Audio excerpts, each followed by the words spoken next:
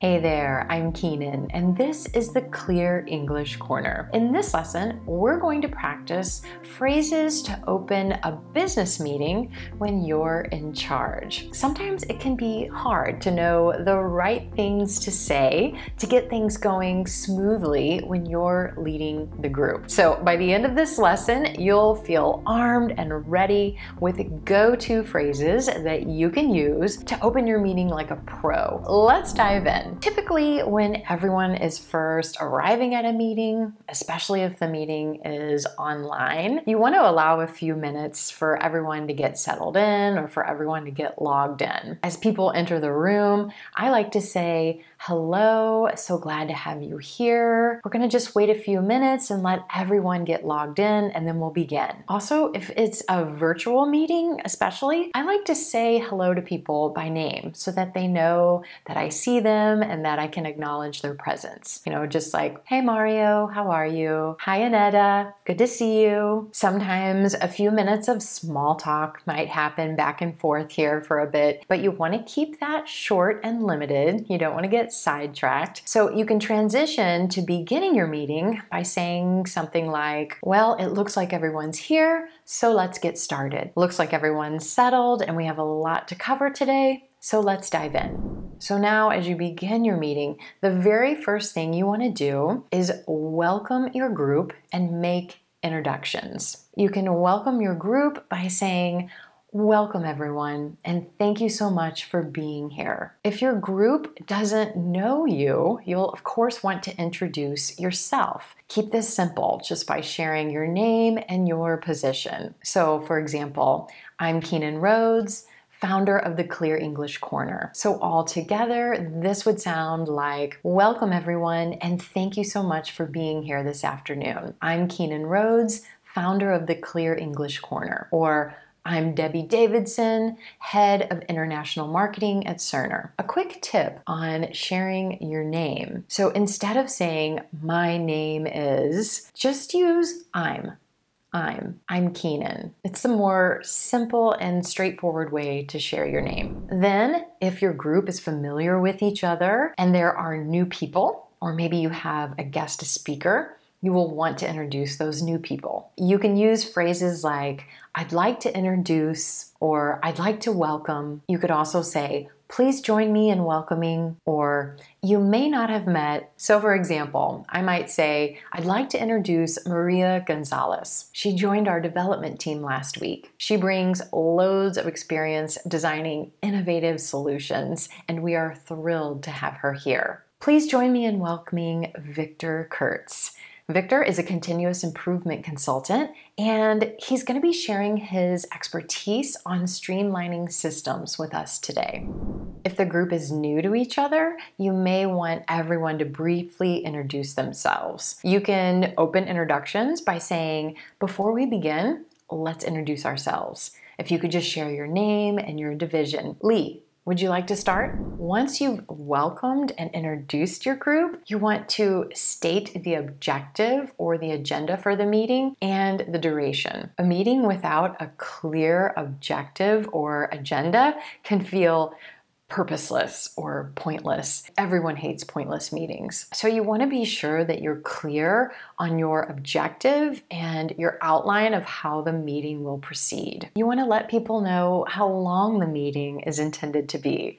This acknowledges and clarifies the time commitment, and it sets you up to use a gentle reminder of time if someone gets a little long-winded. Blah, blah, blah, blah, blah. So when you're stating your objective, you can use a phrase like, "The purpose of our meeting today is," or "Our aim today is," or "By the end of the meeting, we will." So for example, I might say something like, "The purpose of our meeting today is to assess our progress on our first quarter goals and to establish our top 3 priorities and associated tasks for second quarter." Another example, "By the end of this meeting, we'll have established a clear goal for our fall fundraising campaign, and we'll have chosen our top 3 donation generating activities. So once you've stated your objective, you want to use sequencing terms to share how the meeting will proceed. Here you want to use simple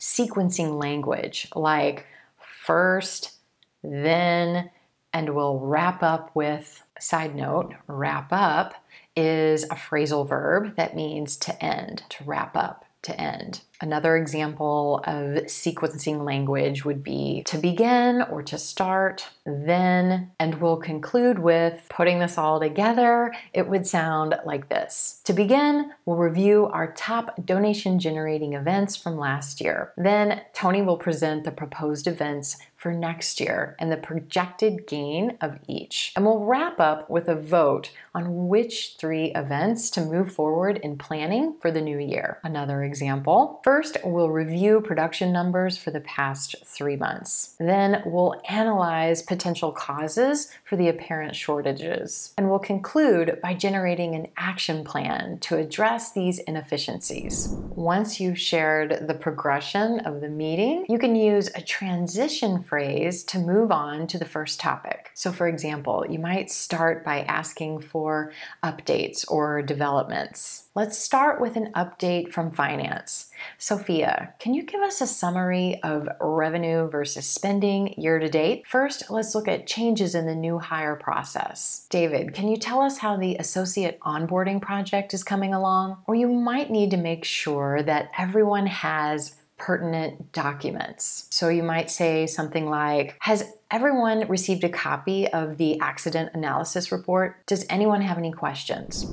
So once that first topic is complete, it can be a little tricky to transition to something new. So here you can use transitional phrases to close one topic and move into the next. So for example, to close a topic, you might thank the person who just contributed information. Thank you, David, for that summary. You might also say, now that we've established, or now that we've covered, now that we're on the same page about, note, on the same page is an idiom that means now that we're in agreement, now that we all have the same information. You could say, now that we're clear on, or now that we're up to speed on. Up to speed is another idiom that again means now that we have all the pertinent information, now that we all know what we need to know. So you can use those phrases to close out one topic and then use a phrase like,